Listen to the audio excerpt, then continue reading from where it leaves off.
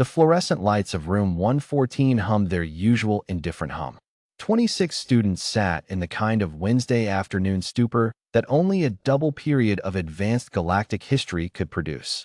Notebooks open, pens still, eyes glazed with the particular emptiness of young minds that had temporarily checked out of their bodies and gone somewhere warmer and more interesting.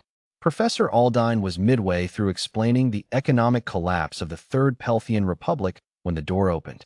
He walked in late. Again. Darian Voss, 17 years old, built like someone had assembled a person from spare parts intended for a much larger project, and possessing the kind of confidence that people either earned or inherited, dropped into his seat in the back row with the casualness of someone who had never once considered that other people's time might have value. "Mr. Voss," Professor Aldine said, not looking up from his notes. "How generous of you to join us." "Traffic," Darian said. Several people snickered. The school was on a station. There was no traffic. Darian grinned and leaned back, scanning the room with the lazy satisfaction of someone conducting a routine inspection of their territory. His eyes moved row by row until they reached the front, and they stopped. New girl.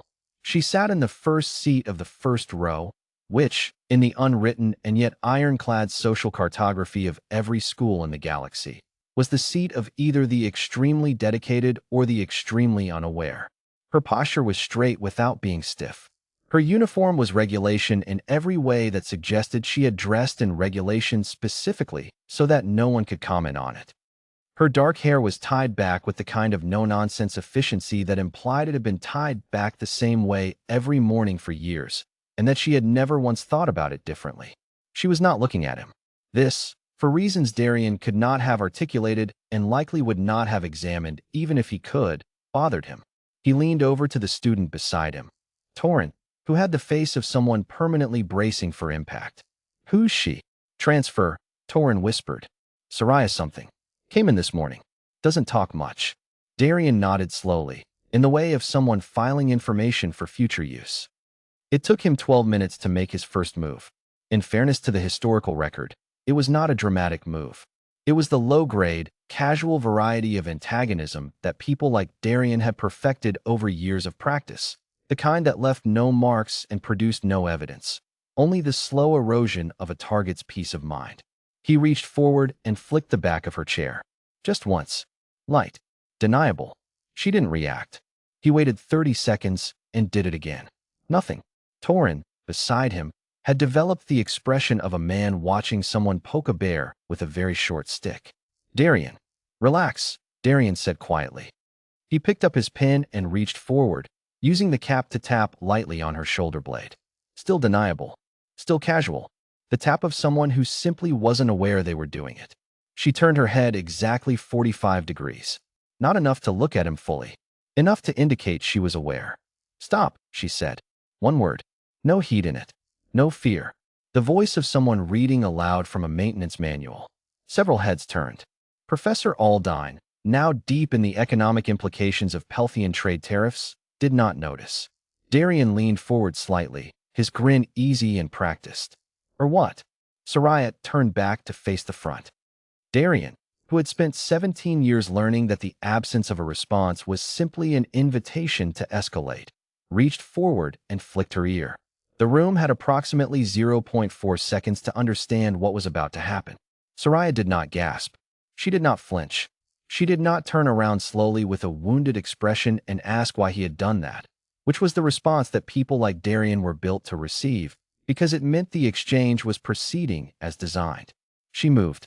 The mechanics of what happened next were, when reviewed later in stunned and repetitive conversation, surprisingly straightforward. She caught his wrist.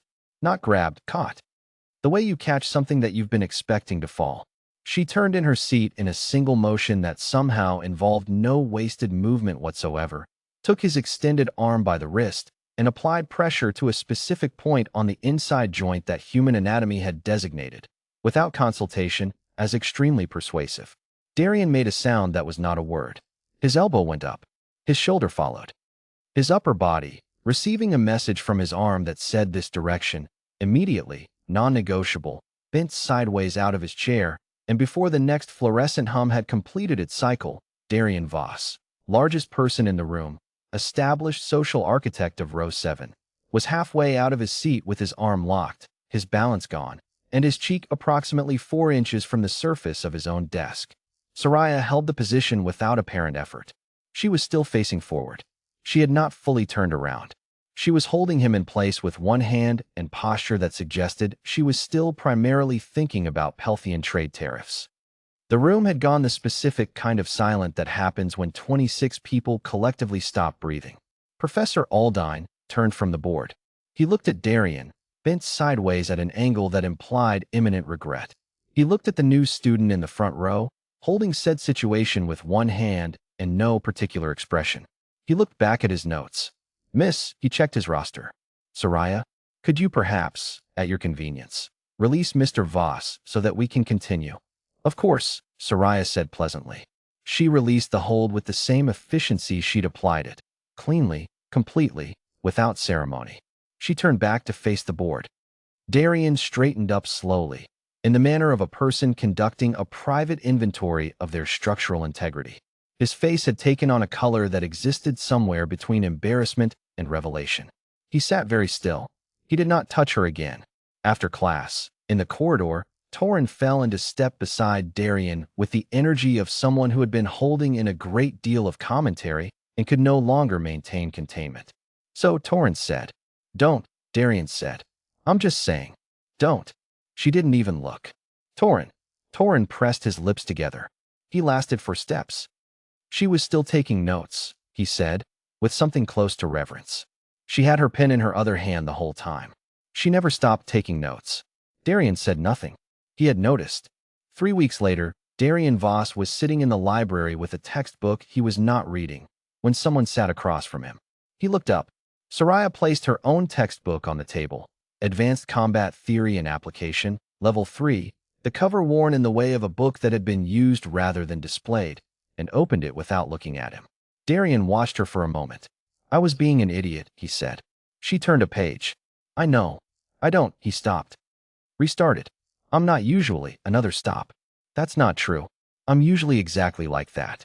Soraya looked up at him for the first time. Her expression was not warm exactly, but it was the expression of someone who had decided to be honest rather than kind, which in certain contexts was the same thing. "I know that too," she said. Darian exhaled. "How do you do that?" What you did." "Practice," she said simply. She looked back at her book, and the understanding that if someone intends to put their hands on you without your permission, they've already decided how they want the exchange to go. She turned another page. "I simply declined their decision." Darian was quiet for a moment. "Can you teach me?" he asked. Then, hearing himself, I don't mean, I want to learn the other thing. The not being an idiot part." Soraya looked at him again. For a long, measuring moment, she considered him in the way of someone assessing whether a piece of furniture could be repurposed into something more useful. "That part," she said, "is considerably harder." She slid her textbook slightly toward the center of the table, which in the context of everything was an extraordinary gesture. "But not," she added, "impossible." 20 years later, Darian Voss would describe the moment Soraya Chin taught him that the most dangerous thing about her was never her hands. It was that she had already decided the outcome before he'd even moved. He would spend his entire adult life trying to be that kind of person. He mostly succeeded. She said that was enough.